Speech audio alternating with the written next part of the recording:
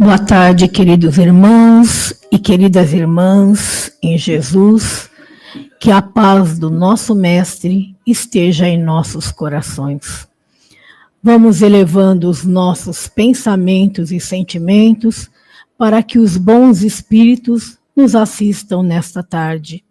Que juntos possamos desfrutar desses momentos de paz, de harmonia e de amor tão necessários ao nosso viver. Que as reflexões desta tarde nos ajudem para que possamos adquirir mais instrumentos e somá-los aos que já possuímos, transformando assim as nossas jornadas. Hoje, a nossa reflexão será sobre a expressão muito utilizada por Jesus: eu sou o caminho, a verdade e a vida. E nós vamos iniciar falando sobre essas duas palavras, eu sou. Todas as vezes que nós utilizamos a expressão eu sou, estamos fazendo uma afirmativa da nossa existência e da nossa identidade.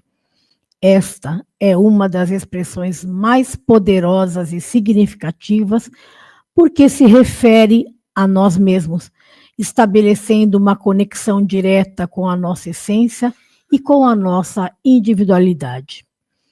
Para a psicologia, é uma ferramenta de empoderamento. Psicólogos e terapeutas frequentemente incentivam seus pacientes a utilizarem declarações positivas sobre si mesmo, como eu sou capaz, eu sou amado, eu sou o suficiente. Essas afirmações ajudam a construir uma autoimagem saudável e a combater pensamentos negativos que podem surgir ao longo da nossa vida. Muitas tradições espirituais também nos ensinam que reconhecer e afirmar a própria identidade é um passo crucial para o desenvolvimento pessoal e espiritual. Nesse sentido, podemos entender que a expressão eu sou vem carregada de um significado relevante, forte, valioso e expressa características essenciais, enquanto o eu indica a primeira pessoa do singular de forma clara, direta e pessoal. Jesus repetiu exaustivamente essa expressão e no Evangelho de João é possível encontrá-la em pelo menos 23 vezes. Porém, em 7 dessas ocasiões, o eu sou é seguido de uma metáfora que aponta para a sua obra redentora. E ele dizia: eu sou o pão da vida, eu sou a luz do mundo. Mas é importante entendermos por que Jesus usou essa expressão. Em primeiro lugar, o eu sou é a tradução do nome pessoal de Deus no Antigo Testamento. Quando Deus falou com Moisés e o mesmo perguntou o seu nome, a resposta dada foi: eu sou o que sou.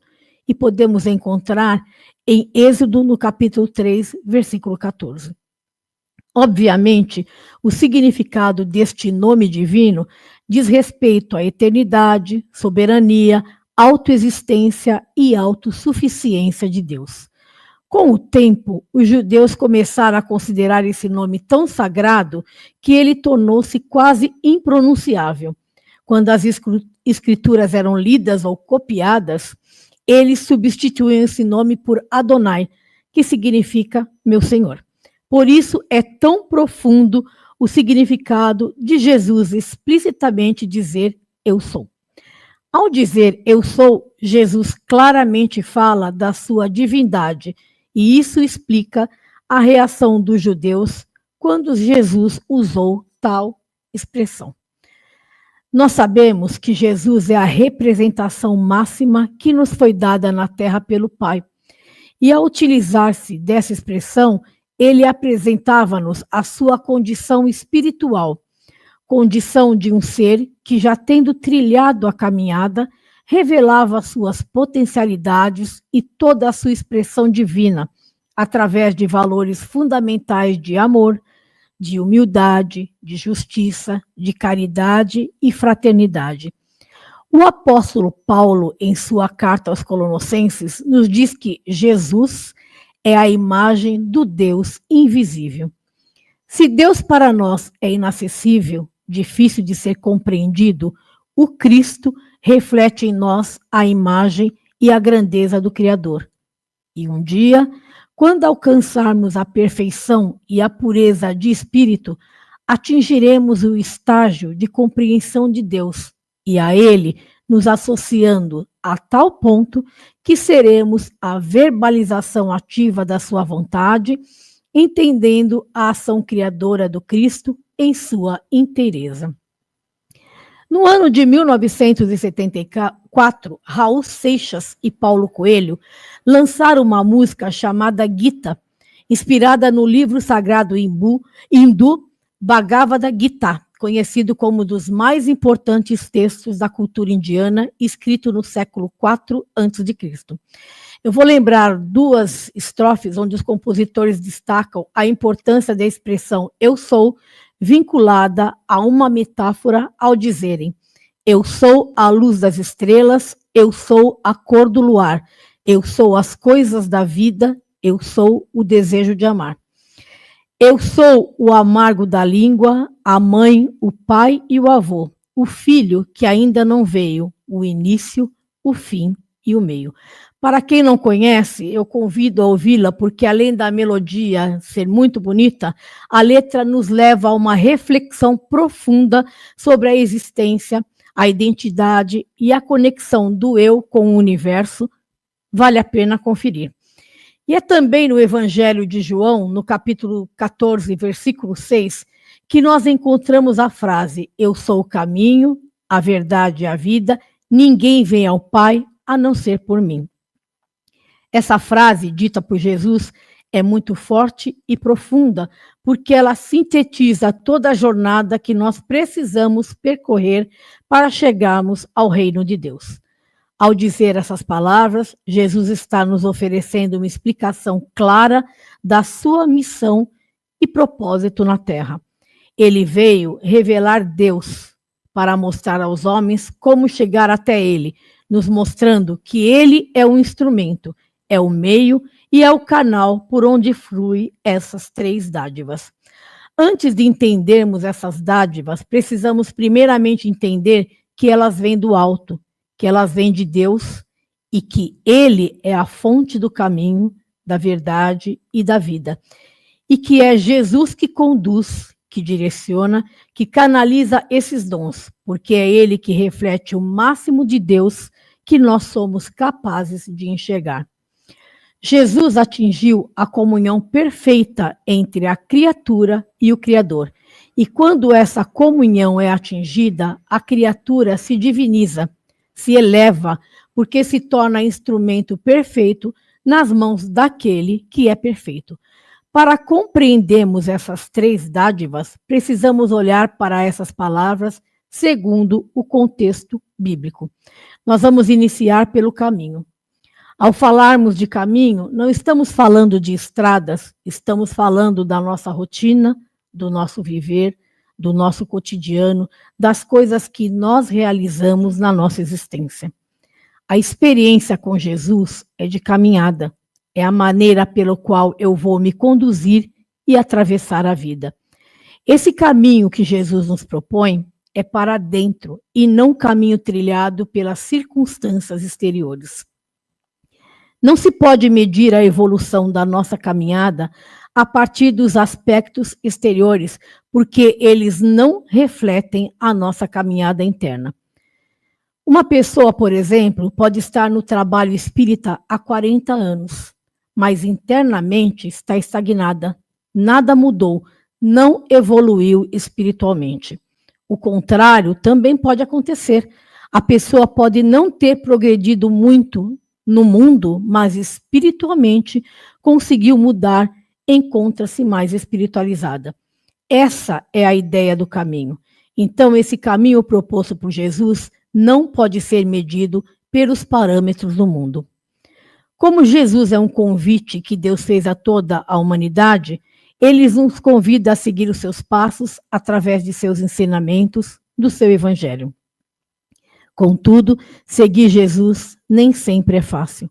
Para darmos um novo rumo à nossa vida e buscar a transformação interior, percorrendo o caminho da verdade, exige de nós esforço e muito trabalho. E é importante lembrar que ninguém pode escolher o caminho por nós.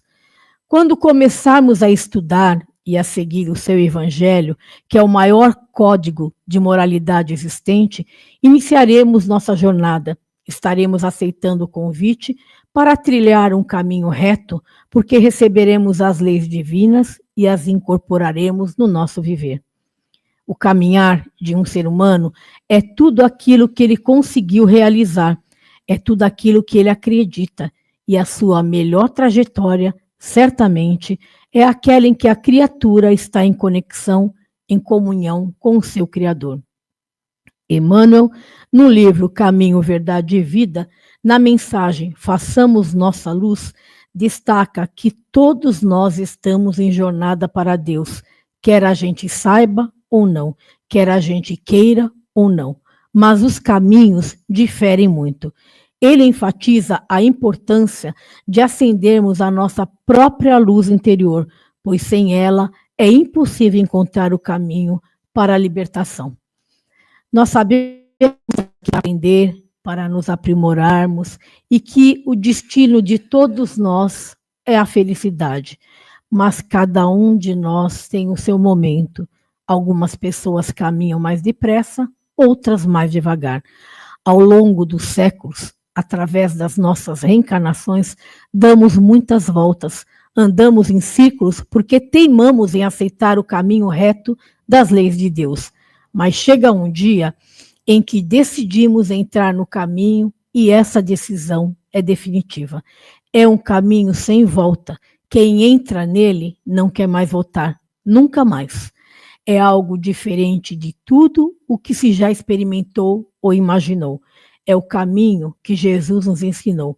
Este é o caminho. Por isso, Jesus se define como o caminho. Ao falar sobre a verdade, precisamos entender que verdade absoluta é Deus. Isso quer dizer que Deus é tudo o que se pode ser e conhecer, porque Ele é a origem de tudo. Toda a criação está de acordo com as suas leis, então não há nada fora dele. Essa verdade que Jesus nos fala é a luz que se acende e nos ajuda a enxergar o que anteriormente não conseguíamos. Ele mesmo nos disse que seríamos livres, libertos pelo conhecimento da verdade, não das nossas, porque às vezes essas se adaptam às nossas conveniências, mas pela verdade, isto é, pelas leis divinas. E é essa verdade que nos liberta, que nos ajuda a ver o que já está desenvolvido em nós, o que pode ser aperfeiçoado e tudo aquilo que ainda não foi trabalhado. Precisamos entender que a verdade não precisa de defensores. Ela apenas precisa de testemunhas. E testemunhas são as pessoas que presenciaram o que aconteceu. Quando Jesus diz, eu sou a verdade, ele é testemunha do que presenciou e como ele presenciou, transmitiu essa verdade para nós através dos seus ensinamentos e dos seus exemplos. Verdade significa algo absoluto, que existe, que é real. E Jesus é real, sempre existiu e sempre existirá. Conhecer a verdade é perceber o sentido da vida, e perceber o sentido da vida é crescer em serviços constantes. O caminho nós já conhecemos porque é ele. A verdade ainda não a conhecemos em sua totalidade, porque se já tivéssemos conhecido, seríamos livres, porque quem conhece a verdade se torna livre. Por isso, o Cristo veio, presidiu o advento do Espiritismo com a denominação Espírito da Verdade, para nos trazer o Consolador prometido, que ficará conosco e nos guiará no conhecimento dessa verdade. Mas é imperativo sabermos que o Espiritismo não vem trazer toda a verdade. O que Jesus nos prometeu foi que o Espiritismo nos guiaria por toda a verdade e que viria a reforçar o nosso caminho. Sendo assim, primeiro veio o caminho, depois buscamos a verdade, que é a luz que se acende e ilumina a nossa trajetória. E o resultado de tudo isso só pode ser a própria vida. Vida é o que nos permite experimentar o Pai e entrar em intimidade com Ele. É a transição da simples existência para uma vida plena e desenvolvida. Contudo, precisamos estar cientes de que viver e existir não são a mesma coisa. Viver é muito mais do que existir. Emmanuel, no livro Palavras de Vida Eterna, na mensagem de número 104, nos diz que todos nós existimos. A pedra existe, a planta existe, o animal existe, mas nem todos vivem, porque vida é a experiência digna da imortalidade. Viver é sentir-se imortal. Viver é sentir a imortalidade pulsando de dentro de nós. Viver é ter fome e sede de eternidade. A vida, por fim, é resultado desse caminho que traçamos, dessa caminhada iluminada pela verdade. E Jesus é o único caminho para Deus. Não existe outra maneira de nos aproximarmos de Deus. E é por isso que ele diz: ninguém vai ao Pai senão por mim. Essa frase, eu sou o caminho, a verdade e a vida, ninguém vai ao Pai senão por mim, nos chama a confiar em Jesus como fonte de paz e verdade. Nos convida a buscar a unidade e cooperação em nossos esforços e viver nossos valores através de ações concretas de amor e serviço ao próximo. É como se fôssemos convidados para uma grande festa no reino de Deus. A festa já está acontecendo, ela já existe, está toda preparada. Os convites já foram distribuídos. Essa grande festa no reino de Deus nos aguarda. Basta queremos participar. Deus é fonte inesgotável de toda a vida. Quando nos afastamos do Pai, quando nos negamos a participar da sua festa, perdemos a nossa ligação com essa fonte e ficamos sem rumo. Somente com fé em Jesus poderemos voltar a ter vida espiritual, nascendo de novo e prosseguindo na evolução necessária na busca da perfeição. Então, experimentar Jesus enquanto caminho, verdade e vida é experimentar o Pai, é entrar na intimidade com o próprio Pai, porque somente Jesus, o Filho de Deus, pode nos levar até o Pai. Chico Xavier nos ensina que Jesus foi a manifestação do amor de Deus, a personificação de sua bondade infinita. Jesus foi um presente de Deus para toda a humanidade. Eu vou finalizar essa palestra de hoje com uma história cujo título chama Jesus, eu sou o Zé. Todos os dias, ao meio-dia, um pobre velho entrava na igreja e poucos minutos depois saía.